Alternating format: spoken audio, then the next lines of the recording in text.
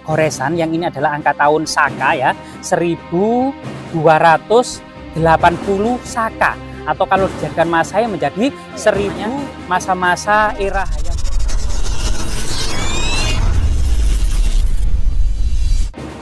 Pemirsa, saat ini kita akan terus menelusik ya jejak-jejak peradaban leluhur Nusantara pada abad ke-13 Masehi.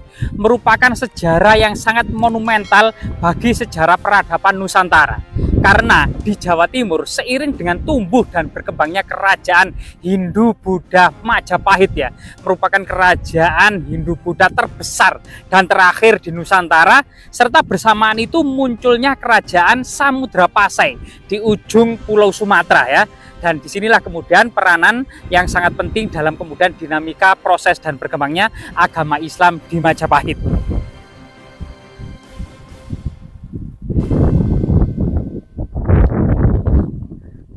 Jika kita lihat saat ini kita berada di lereng Gunung Penanggungan ya, sangat terlihat sekali puncak Gunung Penanggungan yang selalu gundul sampai kapanpun ya, yang sampai pada masa kerajaan Majapahit merupakan semacam pusat akademi, pusat karesian ya, pusat tujuan para pencari tirta yatra, dharma yatra maupun tujuan obsesi menggapai moksa. Dan di tengah itu yang lebih rendah merupakan puncak Bekel yang di sana ada semacam candi yang merupakan masterpiece ya dari Jawa Timur, yaitu Candi Kendali Sodo. Ada cerita Panji yang terpahat, cerita Nawaruci, dan cerita Arjuna Wiwaha yang sangat monumental. Kali ini kita menelisik ya di sebuah persawahan atau kebun ketela ini yang dekat dengan makam umum. Jadi makam di sini cuma luar biasa sekali, dan kita akan bisa lihat ya pemandangan Gunung Welirang yang ada di baliknya yang sangat monumental. Gunung Welirang sendiri merupakan gunung, nama kunonya adalah Gunung Kemukus karena bentuknya seperti kukusan atau tempat dari anyaman bambu untuk menanak nasi pada waktu itu, dengan kemudian biasanya adalah dandangnya yang untuk menanak nasi terbuat dari tembaga ya. Yang siapa sangka kemudian di tengah makam ini ada semacam terdapat sebuah prasasti ya, atau terbuat sebuah artefak yang sangat monumental.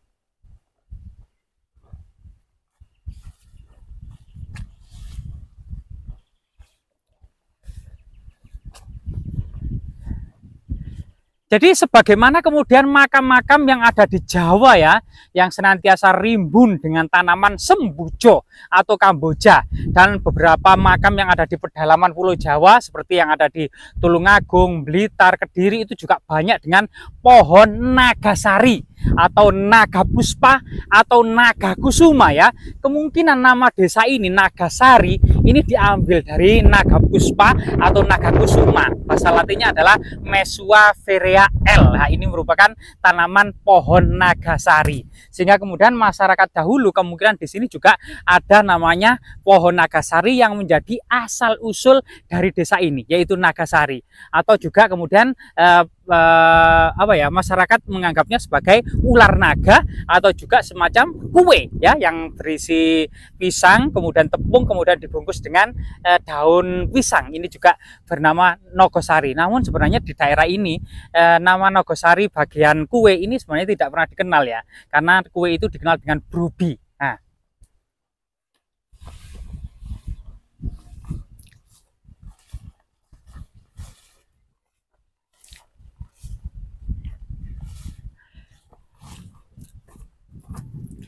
jadi saat ini beberapa hari yang hujan lebat akan menumbuhkan daun-daun pohon sembujo ini ya, mulai kemudian lebat sehingga kemudian cahaya temaram di bawah makam.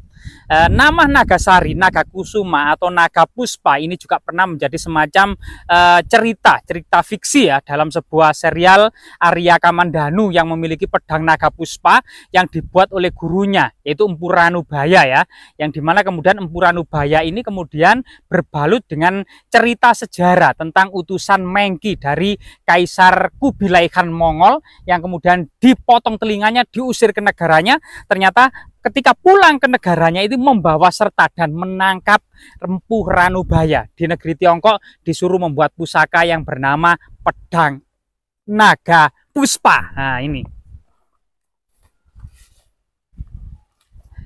Ya, cerita yang berbalut dengan kisah awal kerajaan Majapahit. Kita akan mengenal di dalam cerita itu ya, cerita Tutur Tinular yang ditulis atau yang digubah atau yang dikarya dari Estijab ini. Ternyata kemudian Empu Ranubaya itu ketika selesai membuat pedang naga puspa di negeri Tiongkok itu kemudian karena fitnah, karena direbut oleh para petinggi kerajaan, akhirnya Empu Ranubaya itu nyawanya terancam. Sehingga kemudian pusaka buatannya ini dititipkan kepada seorang pendekar ya yang bernama Lo Sisan dan istrinya yang bernama Maisin. Kemudian dua pendekar ini kemudian melarikan diri dari negerinya menuju Jawa Dwipa.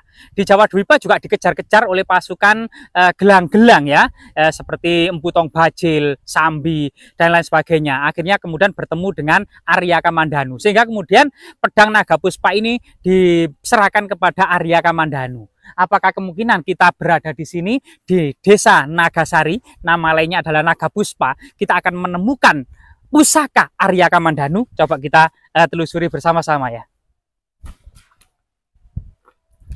Jadi di area makam ini terlihat sangat gundul sekali gitu ya. Dan kita akan menemukan beberapa jejak-jejak keramik Tiongkok ya yang putih dinasti Yuan. Apakah mungkin ini adalah keramik Tiongkok bekas makanya pasukan Mongol ya, yang waktu itu bersamaan dengan pemerintahan Kubilai Khan, yang dalam cerita fiksi Estijab bersamaan pula dengan larinya Lo Sisan dan Maisin ke Pulau Jawa untuk bertemu dengan Arya Kamandanu. Jadi banyak kemudian kisah-kisah tentang kerajaan Majapahit awal ya dan kemudian akhir dari kerajaan Singosari, seperti cerita Tutur Tinular ini. Kemudian juga berlatar belakang kerajaan Majapahit ada Brahma Kumbara gitu ya dan Mantili. Ini merupakan sebuah karya fiksi, namun kemudian dibaliknya itu merupakan berlatar belakang sejarah kerajaan Majapahit. Sehingga kemudian dari cerita ini masyarakat gitu ya, pada umumnya masyarakat awam bisa mengenal kembali tentang kehidupan masa-masa era kerajaan Majapahit. Jadi kita memasuki sebuah area makam gitu ya yang penuh dengan pohon kamboja, sebagaimana tradisi muslim pada umumnya gitu. Kita mengucapkan salam, assalamualaikum ya alal kubur fa inna insyaallah bikum lahikun. Ya, salam kepada seluruh ahli kubur, dalam waktu dekat maupun lama kita akan menyusul juga. Jadi permisi Mbah, kita teruslah. Di sini banyak sekali kemudian pohon sembojo ya, jadi daunnya itu sangat tebal, pohonnya juga bergetah putih, bunga-bunganya mulai kemudian muncul ke permukaan untuk kemudian sekitar 1 sampai 2 bulan lagi akan bermekaran ya, warnanya putih. Nah, seperti ini.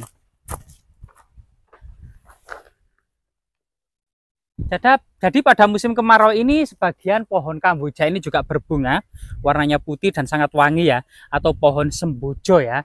Nah ini merupakan dahulu pada masa kerajaan Majapahit di sekitar istana, bangunan suci atau bangunan keramat lainnya senantiasa ditanami pohon nagasari, pohon sembojo, termasuk bana ya, sruti, angsoka, angsana, dan aneka puring. Nah ini adalah tanaman puring dan andong. Yang merah itu andong ya, beberapa andong puring itu sejak dulu memang ditanam di tempat-tempat bangunan suci, istana-istana, asrama-asrama, dan tempat keramat lainnya di masa-masa kerajaan dahulu.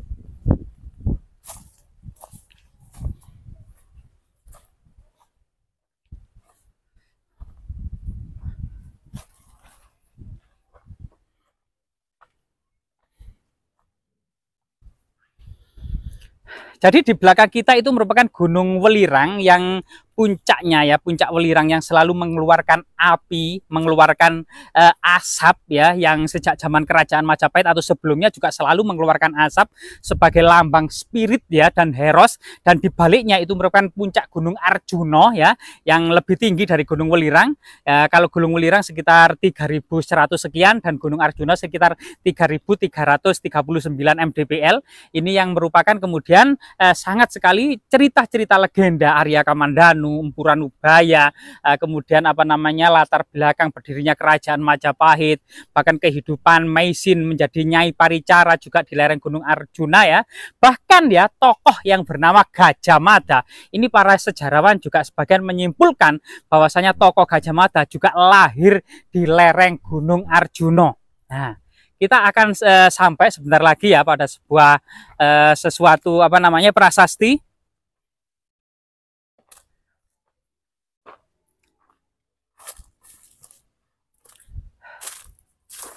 Jadi mungkin kameramen lebih di sana ya, saya coba ke sini. Jadi kita coba berziarah terlebih dahulu gitu ya. Berziarah terlebih dahulu. Wa khusan ila ruhi fi kubri bisiril Fatihah. Bismillahirrahmanirrahim.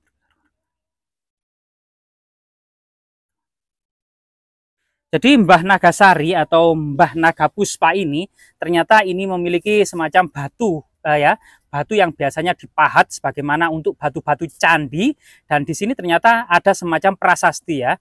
Jadi bentuknya ini seperti gunung penanggungan ya, yaitu Pancawali Krama, satu puncak di tengah dikelilingi 4 puncak di keempat penjuru arah mata angin ya, puncak-puncak yang lebih kecil bentuknya yaitu Makara. Ada Kalamerga ya, Kalamerga yang tersamar ini namanya Kalamerga, yaitu lambang kematian ya Kalamerga ini ya. Inilah yang terkadang itu membedakan antara nisan, kemudian altar pemujaan dan prasasti.